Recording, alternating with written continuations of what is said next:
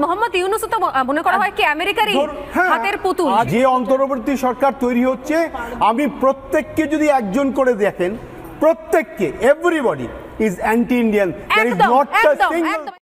বাংলাদেশের অন্তর্বর্তীকালীন সরকারের প্রধান ডক্টর মোহাম্মদ ইউনূস সহ তার 15 জন উপদেষ্টার সবাই ভারত বিরোধী। শেখ হাসিনা সরকারের পতনের পর পশ্চিমবাংলার মিডিয়া যেন মানসিক ভারসাম্য হারিয়ে ফেলেছে। ভারতের দাসত্বমুক্ত নতুন বাংলাদেশকে কোনোভাবেই মেনে নিতে পারছে না তারা।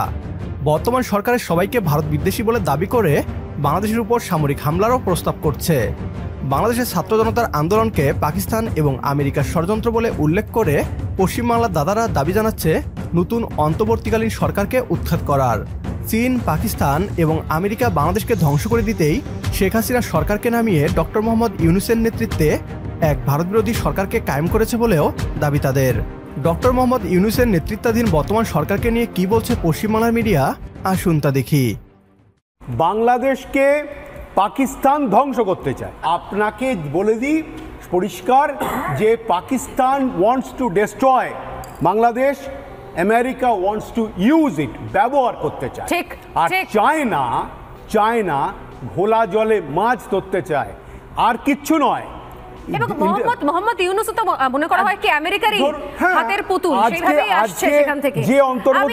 যে অন্তর্বর্তী সরকার তৈরি হচ্ছে, আমি প্রত্যেককে যদি একজন করে দেখেন, প্রত্যেককে everybody is anti Indian. There is not a single person who is যে কজন 16 জনের নাম করা হয়েছে, প্রত্যেকের আপনি ব্যাকগ্রাউন্ড রিসার্চ করুন, প্রত্যেকের কোনো না কোনো সময় দেখবেন, বিভিন্ন সময় দেখবেন, জানতে পারবেন তারা আগা পাঁচতলা, তারা ভারত বিদ্বেষী। এটাই বোধহয় প্রধান গুণপনা। পাকিস্তান কিংবা আমেরিকা নয়, বরং ভারত বাংলাদেশকে ধ্বংস করেছে। বাংলাদেশের স্বাধীনতা ও সার্বভৌমত্বকে ধ্বংস করে নিজের এক কলোনি বানিয়ে রেখেছিল ভারত। ডক্টর মোহাম্মদ ইউনূসের নেতৃত্বে বর্তমান সরকার ভারতের এই দাসত্বের শেকল ভেঙে বেরিয়ে চলে আসছে। তিস্তা সহ যতগুলো দাসত্বের চুক্তি ছিল সব এখন বাতিল হবে এক এক করে। এমন অবস্থায় বাংলাদেশের সাথে যুদ্ধের কথা বলছে পশ্চিমবাংলার মিডিয়া। হ্যাঁ, ডক্টর মোহাম্মদ ইউনূসকে সরিয়ে শেখ হাসিনাকে ফেরাতে ভারতীয় সেনাবাহিনী দিয়ে বাংলাদেশ দখলের আলোচনা চলছে পশ্চিমবাংলার মিডিয়ায়। দ্রুত পট পরিবর্তন হচ্ছে বাংলাদেশে। সোমবার প্রধানমন্ত্রী পদ থেকে ইস্তফা দেন শেখ হাসিনা। তারপর তিনি দেশ ত্যাগ করেছেন বোন রেহানাকে নিয়ে। ইতিমধ্যেই কিন্তু অন্তর্বর্তী সরকার গঠন করা হয়েছে, শপথ গ্রহণও শেষ হয়েছে। ডক্টর মোহাম্মদ ইউনূস তিনি দায়িত্ব নিয়েছেন।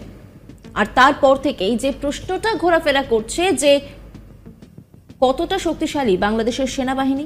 চলতি বছরের শুরুতে গ্লোবাল ফায়ার পাওয়ার বিশ্বের সব থেকে শক্তিশালী সামরিক বাহিনীর 145টি দেশের তালিকা প্রকাশ করেছিল। সেই তালিকায় বাংলাদেশের সেনাবাহিনী রয়েছে 37 নম্বরে। বাংলাদেশ প্রতি বছর সশস্ত্র বাহিনীর জন্য প্রায় 82,155 কোটি বাংলাদেশি টাকা ব্যয় করে। ভারত ও পাকিস্তানের পর দক্ষিণ এশিয়ার মধ্যে তাদেরই প্রতিরক্ষা বাজেট সব থেকে বেশি। ডক্টর মোহাম্মদ ইউনূস ক্ষমতায় বসার পর থেকেই পশ্চিমবাংলার মিডিয়া সহ ভারতের একাধিক গণমাধ্যম এবং ইউটিউবার বাংলাদেশকে দখল করা নিয়ে খবর প্রকাশ করছে। ডক্টর মোহাম্মদ ইউনূস ক্ষমতায় বসেছে, এখন তারা হিসাব করছে বাংলাদেশ ও ভারতের সেনাবাহিনীর সংখ্যা এবং শক্তি নিয়ে। ভারতীয়রা কি চাচ্ছে তা মুখে বলে না দিলেও আমরা বুঝতে পারছি বাংলাদেশের সেনাবাহিনী আঙুল দিয়ে গণার মতো নয়। এদেশের ছাত্র সমাজও এক একটা সেনা সদস্য। বাংলাদেশ আক্রান্ত হলে সেনাবাহিনীর সাথে ছাত্র সমাজও মাঠে নামবে। আমাদের সেনাবাহিনীর সংখ্যা 1.5 লাখ নয়, বরং 17 কোটি। এদেশের সবাই এক একজন সৈনিক। আমাদের সাথে যদি আপনিও একমত হন তাহলে কমেন্ট বক্সে ইয়েস লিখে জানিয়ে দিন আমাদের। সেই সাথে ভিডিও শেয়ার করে দেখার সুযোগ করে দিন আপনার বন্ধুদের। আপনার একটি শেয়ারে হয়তো অনেকেই জানবে বাংলাদেশের ইতিবাচক খবরগুলো। পরবর্তী ভিডিও দেখার আমন্ত্রণ জানিয়ে বিদায় নিচ্ছি আজ। আল্লাহ হাফেজ।